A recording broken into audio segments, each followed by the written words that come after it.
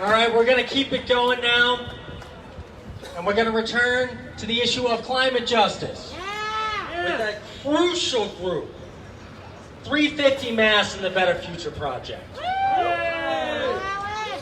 Because we know that climate change is one of the existential threats that's facing us, and we need to change the way that we spend our tax dollars to save this planet that we all share and that we need to live.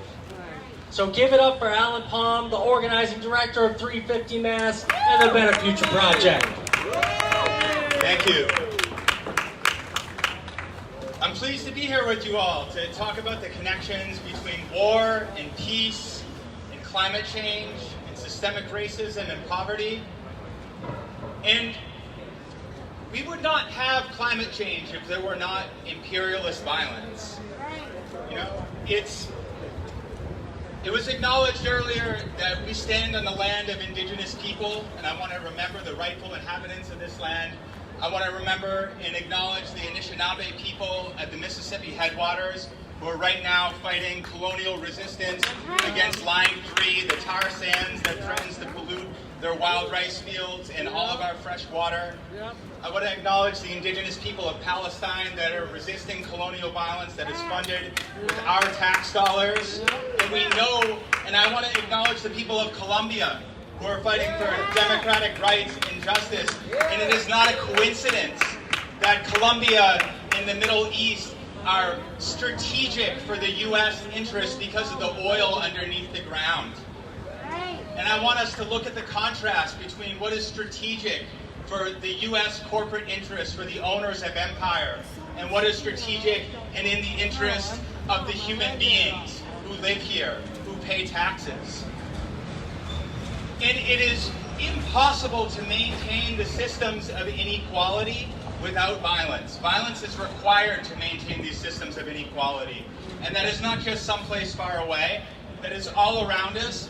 And I want to point out that the police budget in the United States would be the second largest military budget in the world.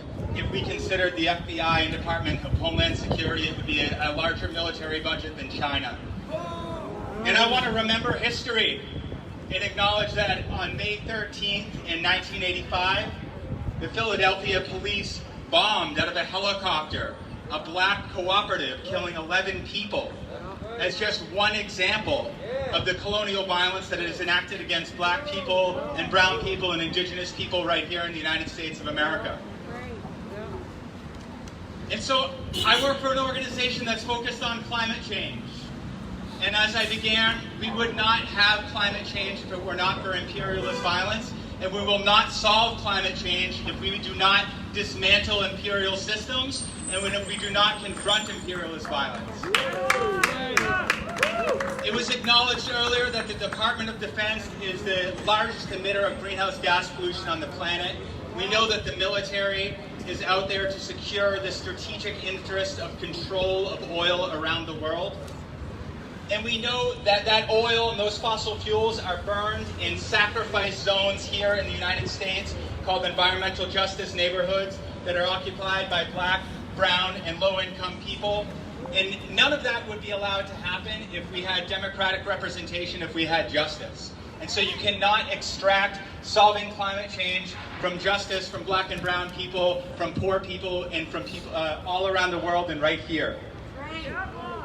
And so the discussions of investing in the interest of people versus the interest of corporations and the ownership class, this is not abstract.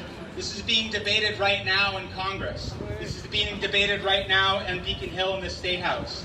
It was referenced earlier that there have been a few, there was the recovery package, the American Rescue Plan, and there's going to be another recovery package. And what's in that is up for debate right now. In Joe Biden's American Jobs Plan, they propose to fix all the lead pipes in the United States. That is in the interest of the American people. That is in our interest. They don't fund it adequately, but that's good. Yeah, that's good. But it's not nearly enough. It is not nearly enough. The American Jobs Plan proposes to create 5 million jobs over the next 10 years. There's 15 million people who are currently out of work in the United States. What about that other 10 million people? Why do we have to wait 10 years? Well, the Thrive Act, introduced by Senator Markey, proposes to create 15 million jobs by spending $1 trillion a year for the next 10 years. So that's $10 trillion over 10 years that will actually invest in solutions that meet the scale of the crisis, okay? That is creating good family-sustaining jobs, that is fixing the infrastructure that we need, that is improving homes and making them safe in buildings and making them safe for people to live in, for students and teachers to go to school in. So what I'm asking you all is to talk to your congressperson and talk to your congressional representative. We have Rep. Presley, who is supporting the Thrive Act. The other representatives, Lori Trahan is supporting the Thrive Act, but the other representatives in Congress from Massachusetts are not yet on board. We need the next recovery package to look more like Thrive, to look more like 10 trillion over 10 years that meets the scale of the crisis. And so to just give you some basis of comparison, the Thrive Act is about 2/3 more jobs, about 2/3 more renewable energy, about 2/3 more clean water and land sites that are cleaned up through this infrastructure plan. Okay, and to give you one comparison, the Biden's plan, the American Jobs Plan, proposes to fix 2 million housing units over the next 10 years. There's 140 million housing units in the United States. In Massachusetts, Nick referenced the Master News Alliance that we're a proud member, and we introduced the Building Justice with Jobs Act that proposes to fix 1 million homes in Massachusetts alone over the next 10 years. So Biden's plan is not even close to the scale of the crisis. It's good, but it doesn't go far enough. So that's what we need you to ask your congressperson to do. And if they are concerned about paying for it, now investments in infrastructure, investments in our health, they pay for themselves. But if they're concerned about how we're going to pay for this $10 trillion plan, you can tell them where they can find the money. They can increase taxes on the wealthy and the 1%. They can cut the war budget. They can make polluters pay. And that is the recovery plan that we need.